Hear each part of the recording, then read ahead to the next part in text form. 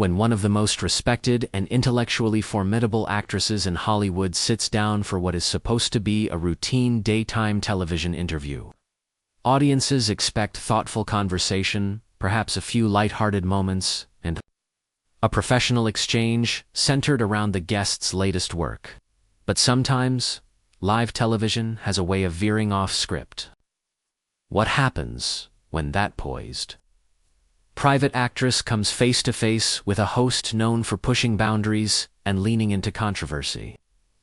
What unfolds is not just an awkward moment, but a collision of personalities, philosophies, and deeply personal histories played out under studio lights with millions watching at home.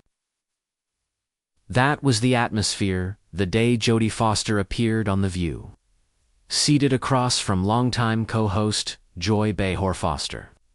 A two-time Academy Award-winning actress and accomplished director had arrived to promote her latest film, Project A Deeply. Personal story she had directed about family trauma, generational wounds, and the fragile path toward healing. The film was being praised for its emotional depth and nuanced storytelling. For Foster, this press appearance was intended to focus on the craft of filmmaking, the responsibility of telling difficult stories, and the universal themes audiences could relate to. From the moment she walked onto the set of The View, however, there was an undercurrent of tension.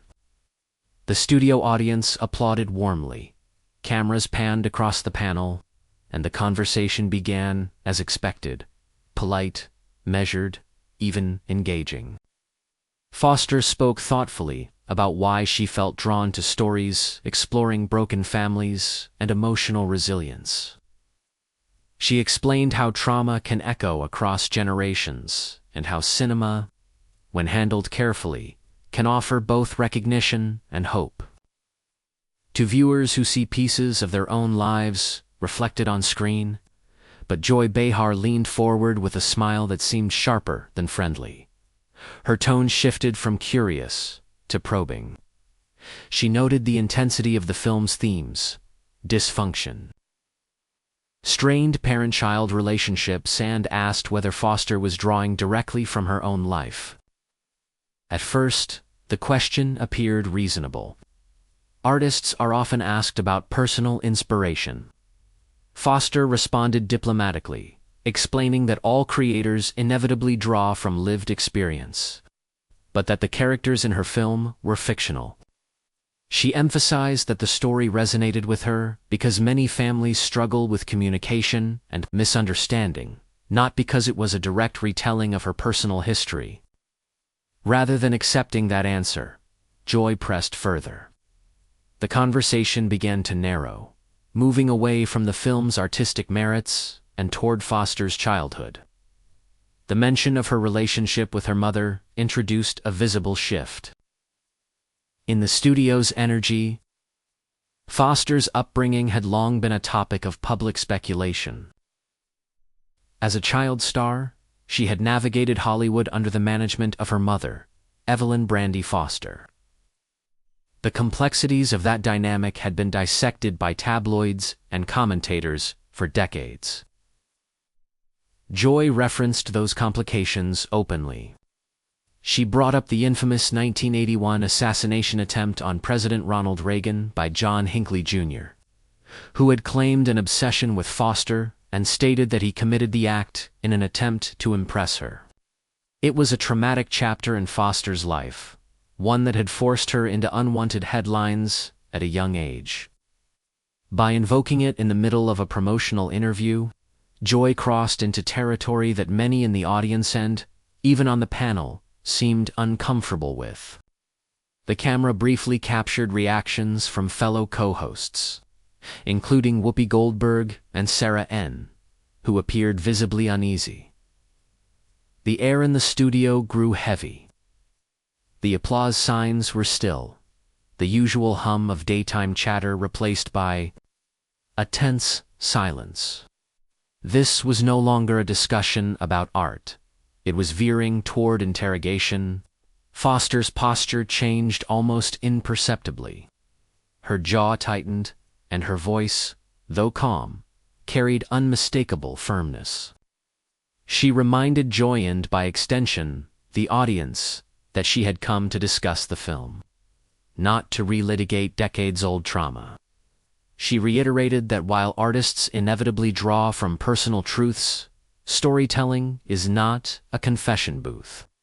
There is a difference between inspiration and exposure. Joy countered, suggesting that when someone creates art dealing with trauma, they open themselves up to questions about their own experiences. She implied that Foster could not hide behind the art while presenting such emotionally charged material. The comment landed heavily. It suggested that artistic expression automatically grants the public unlimited access to an artist's private life, a notion Foster clearly rejected. In a measured but pointed response, Foster clarified that her mother had been a single parent working to support her children in an industry that can be both glamorous and unforgiving. She defended her mother's role in her career, stating that she had been protected and guided, not exploited. She refused to allow a simplistic narrative of damaged child star to define her story. Her composure was not icy, but resolute. She was drawing a boundary and doing so in real time. The tension was palpable, because the exchange highlighted a broader cultural question. Where is the line between public interest and personal invasion? Talk shows thrive on candid revelations, but guests retain the right to define their own limits. In that moment, viewers weren't just watching a clash between two women, they were witnessing a live negotiation of respect, privacy, and professional focus. As the segment continued, producers could be seen subtly signaling from off, perhaps urging a transition back to safer ground. The atmosphere had shifted from promotional to confrontational. Social media would later explode with divided opinions, some arguing that tough questions are part of journalism, others insisting that certain traumas should not be used as ratings bait. What ultimately changed everything was not raised voices or dramatic exits, but Foster's steady refusal to be cornered. She did not lash out. She did not crumble. Instead, she calmly reframed the conversation around agency and gratitude. She acknowledged her past without allowing it to be weaponized. She affirmed her mother's sacrifices, and she redirected attention to the film's message of healing rather than personal scandal. In doing so, she transformed what could have been a humiliating ambush into a demonstration of dignity. The studio's silence slowly softened as the conversation pivoted back to the craft of filmmaking. But the earlier exchange lingered in the room and in the minds of viewers. It served as a reminder that live television is unpredictable, and that even seasoned hosts can misjudge the line between probing and prying. By the time the segment ended, it was clear that something significant had happened. Not chaos in the explosive sense, but a sharp, uncomfortable reckoning. Foster had drawn a clear boundary and defended her narrative. Joy had tested that boundary in pursuit of a more sensational moment, and audiences were left to decide for themselves whether the line had been crossed. In the end, the story was less about scandal and more about control. Who controls a narrative?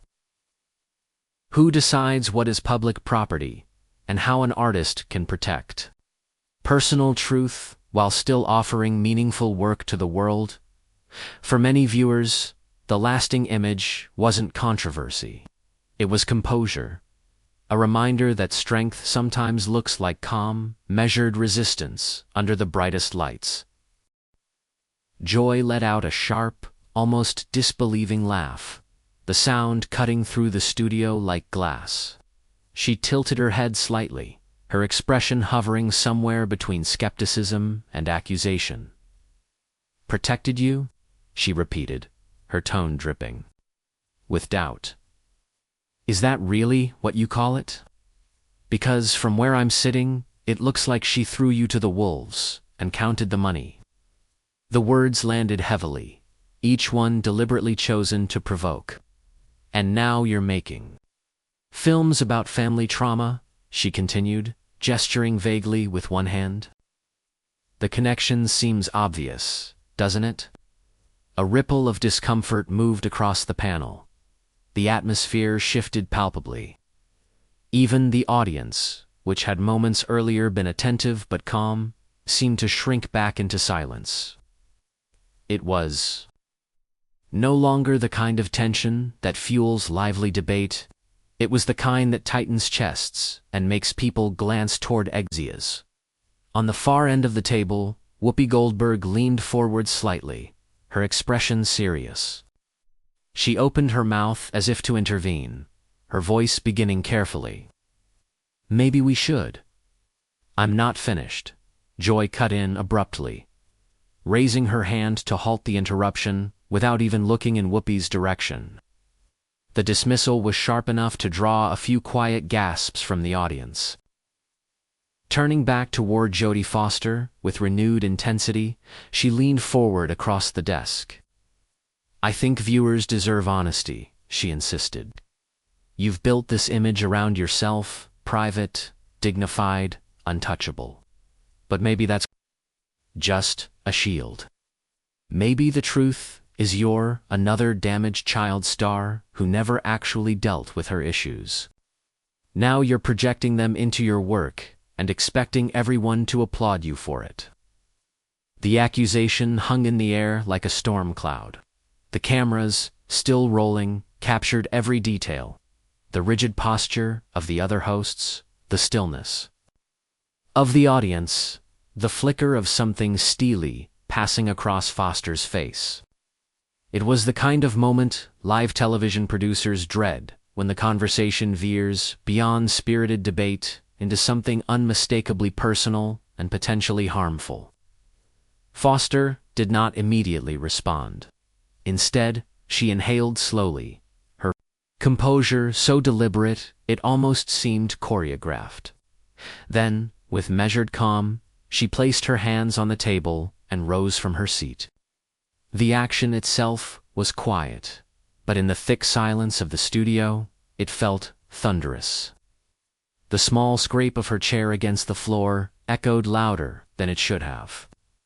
She reached up and unclipped her microphone with steady precision, as though performing a routine task rather than reacting to an insult broadcast nationwide. The silence that followed was absolute. No one shuffled papers. No one coughed. Even the audience, usually restless in any studio setting, seemed frozen. Every movement, every breath felt amplified. It was the kind of silence that signals a turning point.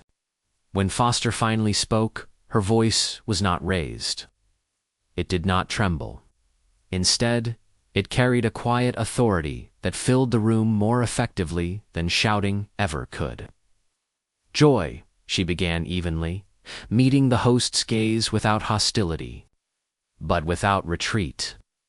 I've been in this industry for over 50 years. Her words were deliberate, each syllable carefully placed. I've worked with directors, actors, and journalists who understand the difference between curiosity and cruelty. The statement settled heavily. It was not defensive, it was declarative. Foster was not scrambling to justify herself. She was drawing a boundary. What you're doing right now, she continued, isn't journalism. It isn't entertainment, and it certainly isn't professional. The calmness in her delivery made the words land even harder. There was no anger to dismiss, no emotional outburst to undermine her credibility. There was only clarity. Joy's face flushed visibly, the red creeping up her cheeks as she straightened in her chair. Oh, so now I'm unprofessional, she shot back, her voice rising in volume and sharpness. The shift from probing to defensive was immediate. "I'm asking the questions everyone else is thinking. I'm saying what people at home want to hear." But the assertion felt hollow in the charged atmosphere. The audience's silence suggested otherwise. The other hosts remained motionless, caught between loyalty to their colleague and recognition that the line may have been crossed. The tension was no longer simply about one provocative question. It was about respect, about the ethics of public discourse, about whether ratings justified reopening wounds that had nothing to do with the film being promoted. Foster remained standing, her posture upright but not confrontational. She did not match Joy's raised voice with one of her own. Instead, she spoke again, softer but no less firm. "There's a difference between thoughtful inquiry and personal attack," she said. "And when you reduce someone's life to a headline or a stereotype, you're not serving viewers. You're exploiting them." The words reframed the exchange. This was no longer about whether her mother had made perfect choices decades ago or whether her art drew from private pain. It was about how stories are told and who gets to tell them. Foster was asserting ownership of her narrative, refusing to allow it to be shaped by insinuation or sensationalism. Joy attempted to interject again, but the momentum of the moment had shifted. The power dynamic, once tilted toward the host who controlled the questions, now rested with the guest who controlled her response. Foster's composure under pressure became the focal point. She was not storming out in fury. She was standing in principle. For viewers at home, the scene would later be dissected, endlessly debated on social media, replayed in highlight clips, analyzed by commentators.